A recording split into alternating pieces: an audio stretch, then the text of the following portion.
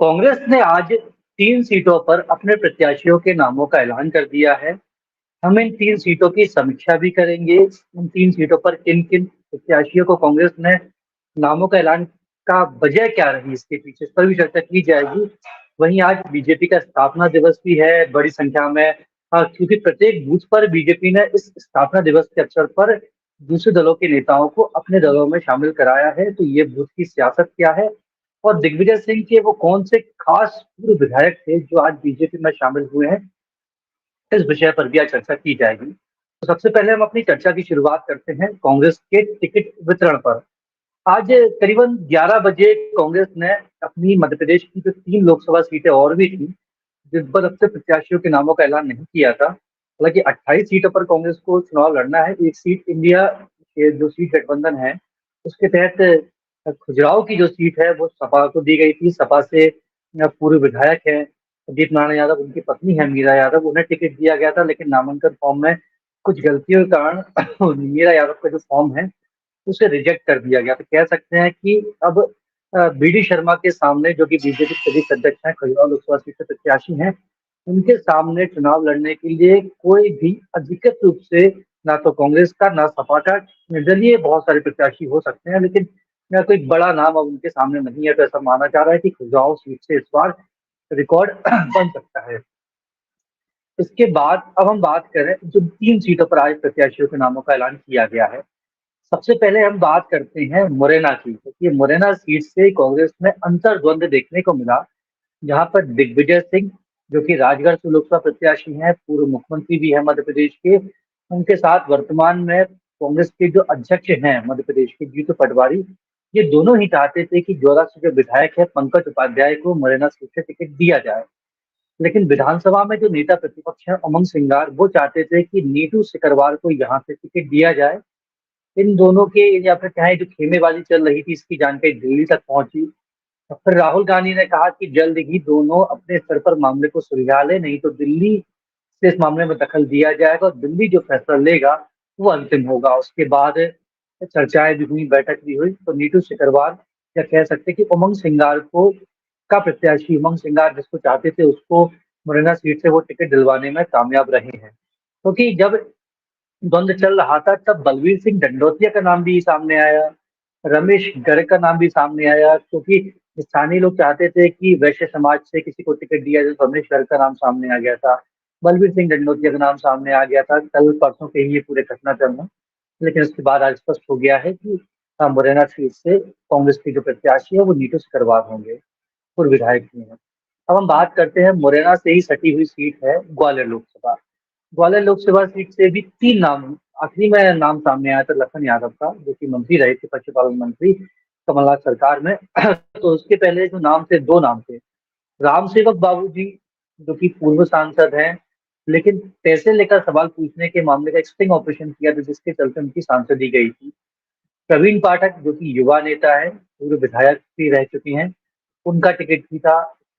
यहाँ भी अंतर्द्वंद देखने को मिल रहा था कि आखिरकार किसे टिकट दिया जाएगा। तो यहाँ से प्रवीण पाठक को टिकट दिया गया है। काफी युवा हैं, ग्वालियर में अच्छी खासी फैन फॉलोइंग है, बड़ी संख्या में उनके साथ कार्यकर्ता भी हैं और सोशल मीडिया पर भी काफी एक्टिव रहते हैं। खंडवा सीट की बात करें, यहाँ से नरेन को टिकट दिया गया है। खंडवा सीट पर भी बाकी काफी दिलचस्प मामला हुआ था, क्योंकि यहाँ पे पहले अरुण यादव को टिकट देने जाने की बात की जा रही थी।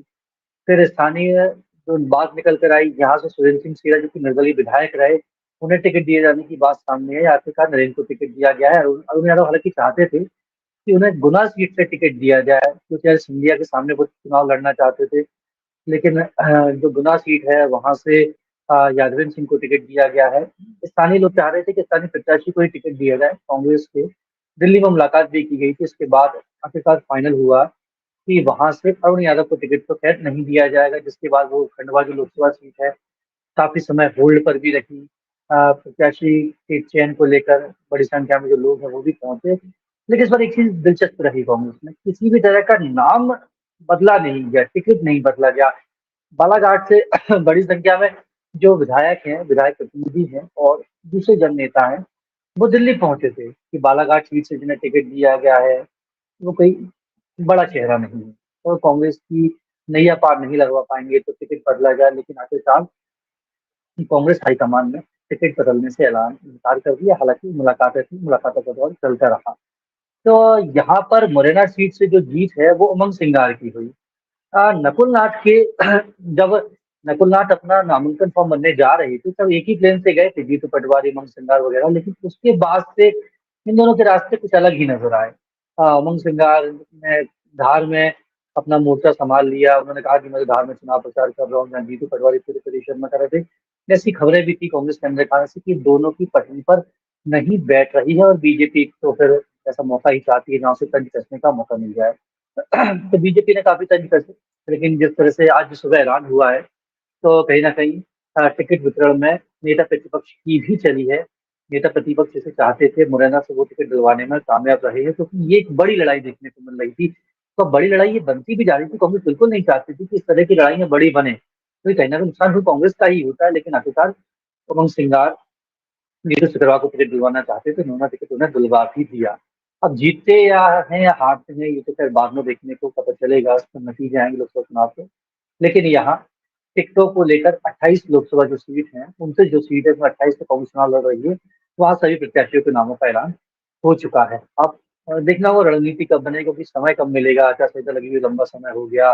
पहले फेज के मतदान 19 अप्रैल को होने हैं, और केवल 10 से 15 दिन तक समय तो पहले फेज के लिए बचा है, तो कम समय मिला, कम समय की भरपाई कैसे करते हैं ये देखना बेहद दिलचस्प होगा। तो बात करते हैं दूसरी खबर की।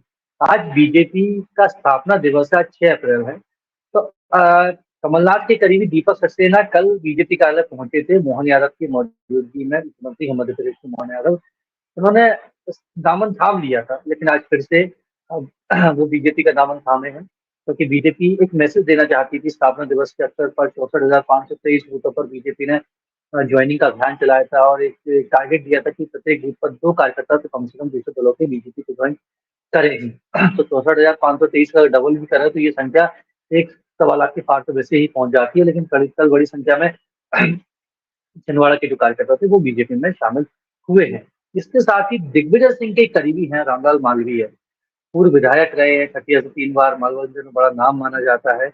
उन्होंने भी दिग्विजय सिंह का साथ छोड़कर बीजेपी का दामन थाम लिया, और उनके साथ बड़ी संख्या में जो समर्थक हैं वो भी आज बीजेपी कार्यालय पहुंचे थे। मुख्यमंत्री डॉक्टर मोहन यादव, प्रदेश अध्यक्ष वी डी शर्मा, साथ ही संगठन के जो दूसरे नेता हैं, इन सबकी मौजूदगी में इन सभी नेताओं ने बीजेपी का दामन थाम लिया है। तो अब स्थापना दिवस हो चुका है, इसी दिन का इंतजार किया जा रहा था बीजेपी का, क्योंकि जो नरोत्तम मिश्रा हैं बूथ ज्वाइनिंग कमेटी के प्रमुख है, उन्होंने कहा था कि होली के बाद हम मध्य प्रदेश के सभी बूथों पर अभियान चलाएंगे। तो स्थापना दिवस वो दिन था, आज का ही दिन है। आज वो सभी नेता पहुंचे थे, और यहाँ पर उन्होंने चुनावी जनसंपर्क भी किया था। वो नए शहर पहुंचे थे, दक्षिण पश्चिम विधानसभा भी पहुंचे थे, जहाँ भोपाल के जो लोकसभा प्रत्याशी अमित शर्मा, उनके साथ में चुनाव प्रचार किया। इस बीच एक बड़ी खबर भी निकल कर सामने आई है कि पीएम नरेंद्र मोदी भोपाल में आलोक शर्मा के लिए रोड शो करेंगे। हालांकि इससे पहले 7 तारीख को उनका जौनपुर में रोड शो का कार्यक्रम है। भोपाल के रोड शो की कार्यक्रम की अभी तारीखों का ऐलान नहीं हुआ है, लेकिन ये स्पष्ट है कि वो भोपाल में रोड शो करेंगे। भोपाल से एक मैसेज जाता है, मध्य प्रदेश की राजधानी है, और भोपाल बीजेपी का गढ़ भी कहा जाता है। हालांकि विधानसभा चुनाव में 2 सीटें कांग्रेस को भी मिली थी, लेकिन यहाँ से बीजेपी एक मैसेज देना चाहती है कि पिछले लोकसभा चुनाव की बात करें तो दिग्विजय सिंह यहाँ से चुनावी मैदान में थे, उनको टिकट जिस तरह से दिया गया था उसका अंदाजा भी खास था। कमलनाथ कुशाभाऊ ठाकरे कन्वेंशन सेंटर है, वहां पर पत्रकारों से बातचीत कर रहे थे। पत्रकार ने पूछा था कि आखिरकार आप कहते हो कि जल्दी टिकट दे देना चाहिए, फिर आखिरकार मध्य प्रदेश की जो बड़ी सीट है इंदौर और भोपाल में टिकट क्यों डिक्लेयर नहीं करे। तो उन्होंने कहा कि मेरी जेब में टिकट